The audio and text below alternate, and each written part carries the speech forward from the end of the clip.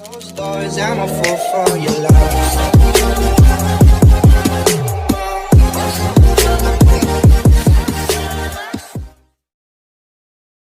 Sobrang saya ng gabi na to kasi kasama ko mga naggagandahan at nagwagwapuhan ng mga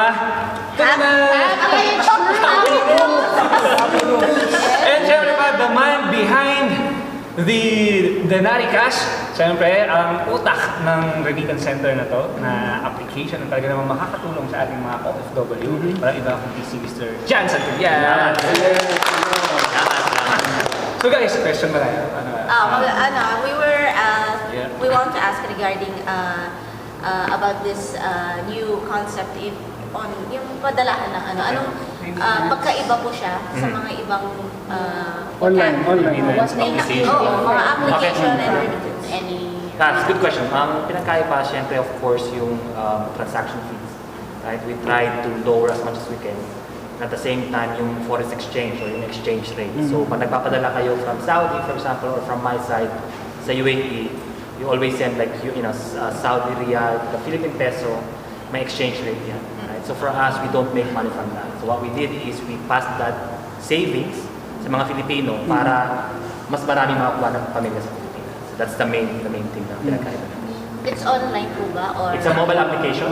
Yeah, it's available siya po both iOS and Android. So, pwede nyo lang i-download, search Denarii Cash. Pwede rin mag-link ng mga bank account?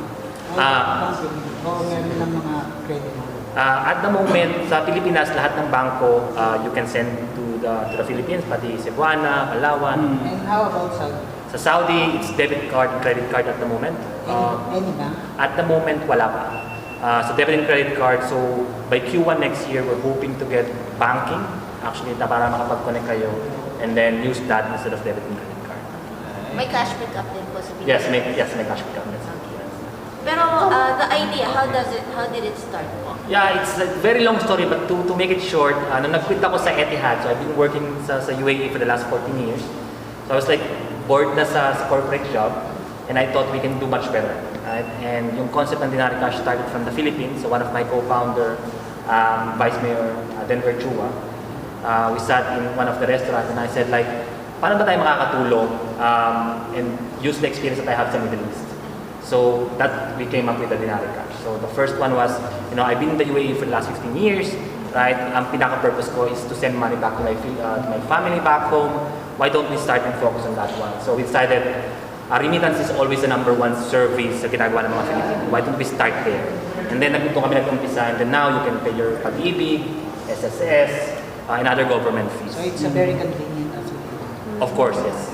Parang you can do it anywhere. Parang sa bahay mo, o baka nasa CR ka lang, maybe you're waiting for something, you can send it. Of course. It's really interesting, right? I mean, I spoke to a lot of Filipinos sa Saudi Arabia. And there's a lot of places here na parang mga camp or mga base camp. Right? The way it works, yung behavior ng mga Filipino is, every Friday, they go to the city, right? It takes like, 3 hours back and forth. They pay the taxi, and then they queue. Minsan sarado pa, which is the main challenge, right? And then I think, one of the problems that we would like to solve is, one is to be much more efficient, right? Not only from saving the cost, but it's much more efficient para sa mga Filipino. And they see the value, and that's why we start growing here via word of mouth, because it works. How about the application? Is easy to sign up? No requirements needed? Yes, so it's easy to sign up. So, you need to have a CAMA or passport, right? So we need to validate that one, very, very important. And then after that, it takes 24 hours for us to validate it because it needs to be identified kung legit siya. Paano pag-alien? I think we can work it out, I'm sure. How about the Philippines? Gaano katagal ba nila ma-receive yung money? It's real time. It's almost real time siya. So, Cebuana, Video, and all of the banks, wag lang holiday, let's say for example, Thanksgiving today, right? We have some, Pasko, right? We have some concerns, but it's almost the same thing, right? So, what other companies are using is we're also the same. We're using this. Very easy, Yeah, very good. Can I ask, Yeah, of if course. we will send money, how much does it charge us? Good question. So, meron kaming promo at the moment, or this is how we started. So, pag nagpadala ka ng 1,000 Saudi Riyal, or below 1,000 Saudi Riyal, it's free. You don't pay for the sending fee, you don't pay for the receiving fee. Wow. So, boom. then, of course, if you're sending above 1,000 Saudi Riyal, we charge 15 Saudi Riyal as a transaction fee. Only on the sending, but not on the receiving side. And then we don't make money from the exchange rate. That's why if you can compare with other alternative solutions in the market, makikita nyo mas mataas kami, which is way, way better. Right? Yeah. I think namamatter talaga when it comes to sending money. Sa atin, di ba, unang tatanong, ano yan, hindi naman yung transaction charge. Magkano ba yung exchange rate? Kasi if you're sending like 2,000 riyals and then yung exchange rate is 0.3 difference compared to the others, sobrang laki na na matitipid mo comparing to those na parang, tawag dito, yung okay, mababa yung remittance charge, pero ang baba naman yung exchange rate. Kung tingnan mo, mas malulugi ka doon. So I think for Denarii cash, relax na. Diba? And the efficiency as well, hindi, agree. other thing is yung talagang, yung buhay natin ngayon is going very fast. So we have to find stuff that will be easier for us. So standing in a queue, it's a big struggle sa lahat ng mga Pilipino dito. Plus, not just here, sa mga nagtatanggap ng mga money sa Pilipinas, it takes time kasi, you know, the queuing and stuff that's happening here. So with Denarii is it's an easy application and it's efficient for all the OFW na nagpapadala sa mga loved ones natin. And syempre, pinakamaganda pa dito, Ate Lee, di ba? Filipino-owned company to. Yes, diba? yun. Supportahan ang sariling atin. Galing talaga ng Pilipino. Pero mostly naman lahat ng Pilipino pagdating sa bayanihan talagang nagkakaroon. Totally. Yes. Totally. And kapag ang owner is Filipino, di ba? Ang lahat ng iisipin niya para sa kapwa Pilipino. It's more close to the heart. Close sa lahat. So mag-Denarii cash na. Yun. Download na. Last question na lang.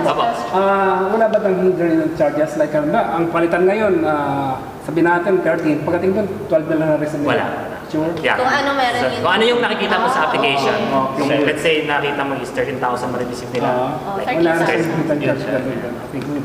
Okay, so mag-Denarii cash na tayo. Okay. Yeah. Denarii cash. Denarii cash. We overwhelmed talaga sa mga pangyayari na to. We forgot also to mention, this is Mr. John. He is also the founder of Denarii. Napansin answers ko your na Denarii, it's coming from dinar of Emirates. So that's why Denarii ang pangalan ng application since si Mr. John nag-start sa UAE. Yes. So, yeah. And we're here in Saudi and we receive a lot. Na-receive kami ng malaking suporta from not only from the government but of course sa community, like Caviteño, organization ng Caviteño, that they help us a lot to set up this event, right? And of course, sa mga vloggers, like you guys. And yung lang may blessing ka ng Philippine Embassy, doon mo makikita yung integrity ng Yes. integrity ng business, di ba? So, anyway, any last words? Saka take note, narinig ko kanina silang person na may idea nito bago yung Oo. Always. Filipino. Yeah. Siguro last word from before we do that. Any last word po sa lahat ng viewers na ating Okay, so first maraming salamat po sa pagpunta ng big social event organized by Caviteños ng Saudi Arabia. Inaanyahan ko po kayo mag-download ng Denarii Cash. It's for Filipinos, built for Filipinos, founded by the Filipinos. Available both in iOS and Google stores. So, yes, maraming salamat. Okay. Thank you. Denarii Cash, 0 fees. Denarii cash, 0 fees. 3. Saan mas masaya? Sa Happy